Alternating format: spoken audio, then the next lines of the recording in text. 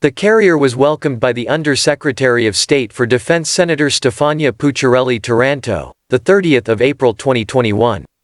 The Italian Navy Cavour aircraft carrier has returned to Taranto this morning at the Mar Grande naval station, thus ending, after 3 months, the Ready for Operations (RFO) campaign. The ship was greeted in the Ionian Sea by the missile destroyer Andrea Doria, the amphibious ship San Giusto and the submarine Prini. Thanks to the RFO campaign, the Italian Navy's flagship has successfully launched the fundamental activities in the qualification process to use the new weapon system consisting of fifth-generation aircraft, the F-35 in the B version, with short takeoff and landing vertical capabilities. This aircraft carrier represents the ultimate expression of a nation's maritime power and naval diplomacy. The aircraft carrier capacity is indicative of the international rank of the country and is the pillar of the projection capacity on the sea and from the sea, said the Under-Secretary of State for Defense, Senator Stefania Pucciarelli, who welcomed the ship and crew representing the Minister of Defense, accompanied by the Navy's Chief of Staff, Vice Admiral Giuseppe Cavo Dragone, and by the Commander-in-Chief of the Fleet, Admiral Paolo True. The important results obtained in collaboration with the United States of America, during the activities just completed, constitute a fundamental step for the Navy that will begin to replace the AV-8B+ Harriers, now reaching the end of their operational life cycle, and which aims to achieve Initial Operational Capability, IOC, by 2024.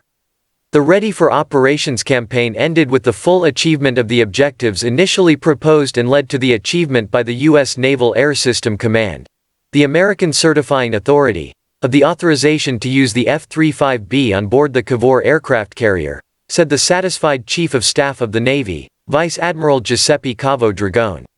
The process will be complete with the acquisition of the final operational capability with the delivery of the last aircraft.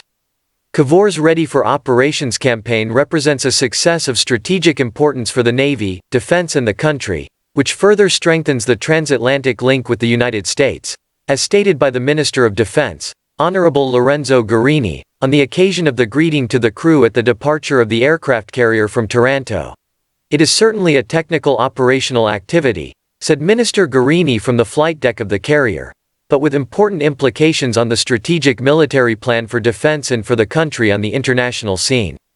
A result that would not have been achieved without the tenacity, professionalism and self-denial of women and men who strongly believe in their profession and their mission, ready to demonstrate their skills on every occasion, generous and extraordinary professionals of the sea, during the sea trials, carried out in the Atlantic Ocean off the east coast of the United States.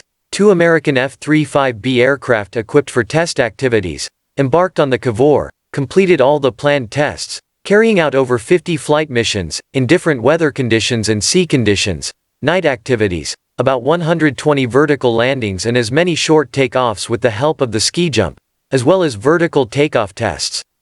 The sea trial activities required an enormous commitment from the teams involved both on the flight deck and in the aircraft carrier hangar as well as in the operational premises of the unit, from where the flight activities were managed. On board the aircraft carrier, an extraordinary integration was achieved between the Italian and American personnel, a real added value to ensure that the delicate takeoff and landing activities of the F-35Bs were carried out safely, obtaining maximum effectiveness. I am deeply grateful to the men and women of my crew, for their professionalism and for the sense of duty they have highlighted in carrying out this ambitious undertaking, especially at such a difficult time for our families and for the company. Whole country, due to the pandemic emergency, as the ship's commander Cavour Giancarlo Cipina, their example of spirit of sacrifice and their generosity fill my chest with pride.